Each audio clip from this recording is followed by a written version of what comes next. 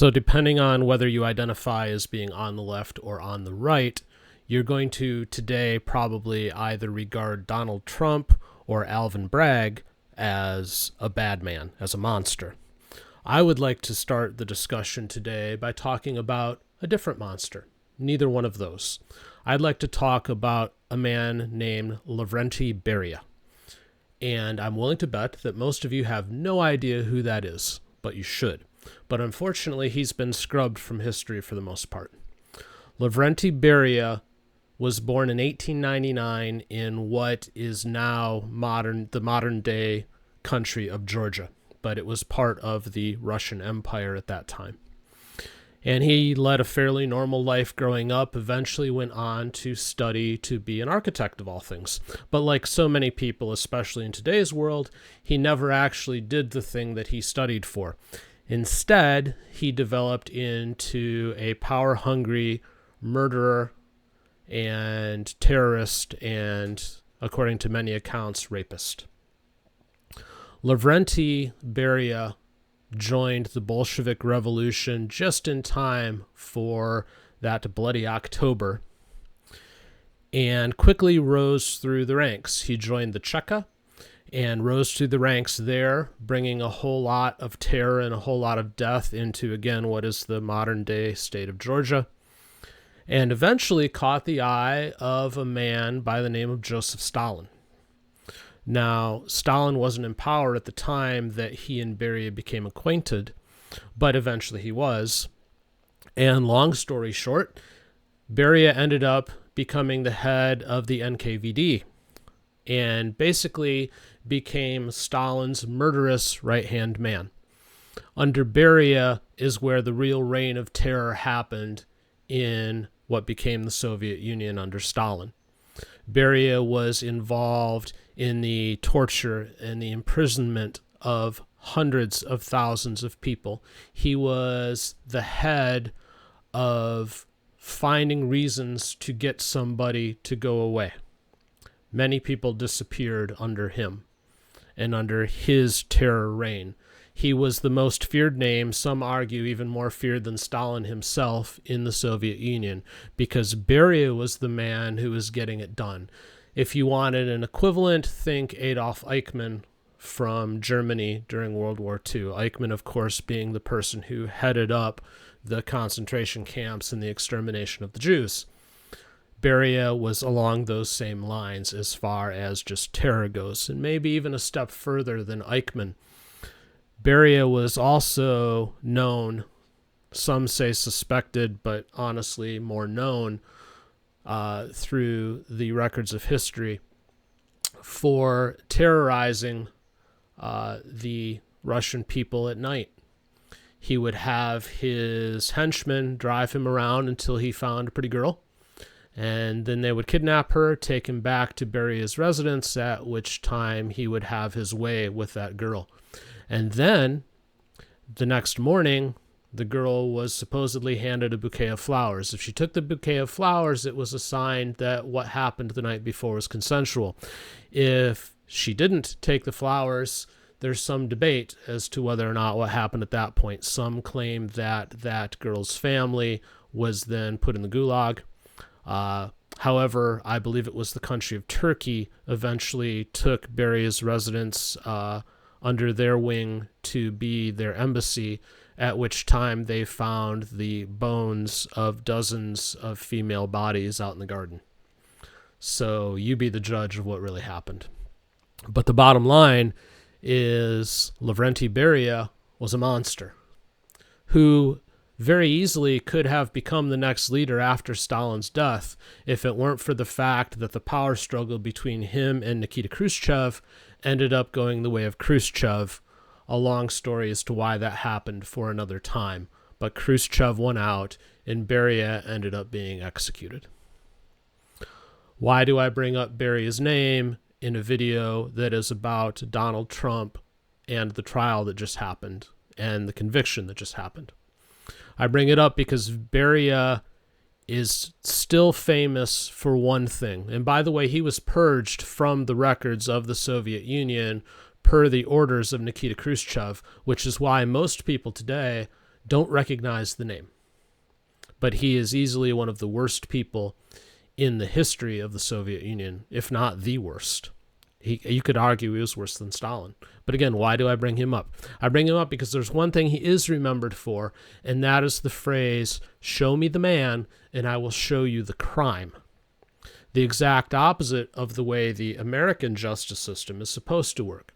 In America, you're supposed to have a crime, and then you're supposed to investigate the crime, figure out who did it, prove that he did it beyond a reasonable doubt, and that is the way it's supposed to be. In the case of what's happened with Donald Trump, I'm sorry, that is not what happened. In this case, we have Alvin Bragg, who was very clear that he was going to get Donald Trump. He made it part of his campaign promise that I'm going to go get him. And he ended up bringing Donald Trump up on a charge that he himself had previously rejected as something that isn't worth charging Mr. Trump for. But he went and he did it anyways. And he did it in a very roundabout, convoluted fashion where we start with a charge of falsifying business documents, basically. And then we tack on the idea that that violates New York election law. And then we have this salad bar of several different choices that are the predicate to how all of that happened. And the jury didn't even have to agree on that salad bar of choices. They just had to agree that some of that happened. So what they did, quite honestly, was they took a man and they found a crime, rather than finding a crime and then prosecuting who's responsible based on the evidence. It is the absolute opposite of what's going to, or what is supposed to happen. So I bring this up in the light of Beria because we know how the Soviet Union was.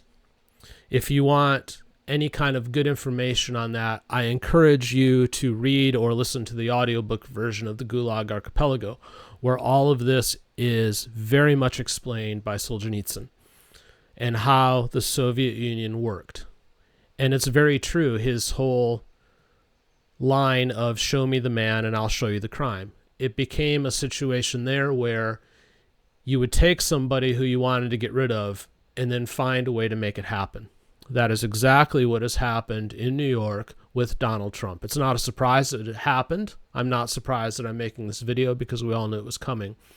But that is what they did. And you can't deny it. If you look at this with any level of intellectual honesty, that is what has happened here. And I don't care if you're on the left or you're on the right, this is dangerous. We're in what Reagan called back in the 1960s when it was the 64, the election between Johnson and Barry Goldwater. He called it a time for choosing. This is a time for choosing, but in a different way. I'm going to argue right now that the choice that we have to make as a country goes beyond, far beyond, whether or not we have to choose between Trump or Biden. It has to do with whether or not we're going to choose to maintain the way that America is supposed to work, or if we're just going to throw it out the window and start over. Benjamin Franklin very famously is quoted as saying something very important as he was walking out of the Constitutional Convention in 1787. A lady stopped him and said, "Dr. Franklin, do we have a monarchy or a republic?" wondering what form of government they'd decided upon.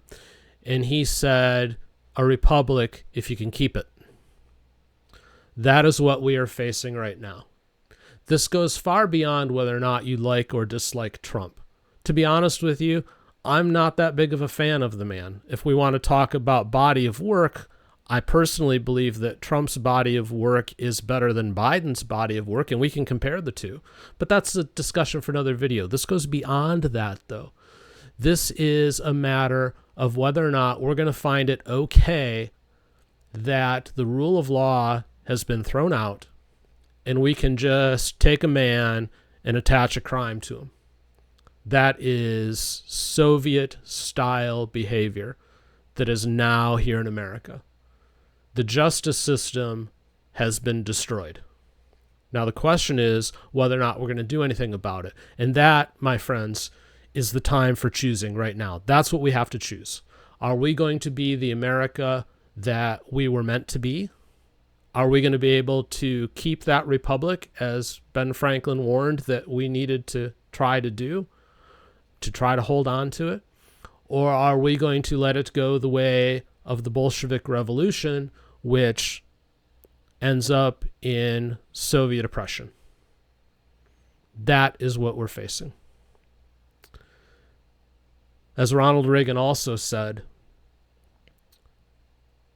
in that famous speech that he made for that 1964 election, history will look on with the greatest of astonishment as those who had the most to lose did the least to stop it from happening. What's it going to be, my friends? What are we going to do? I'm going to leave it there. If you appreciate what I had to say here, please do share this video with your friends, because if you believe what I had to say and you believe in what I had to say, it's important that we motivate others to think along these lines. Share the video, subscribe to this channel, put a like on it if you would. If you don't appreciate what I had to say, I nonetheless thank you for your time.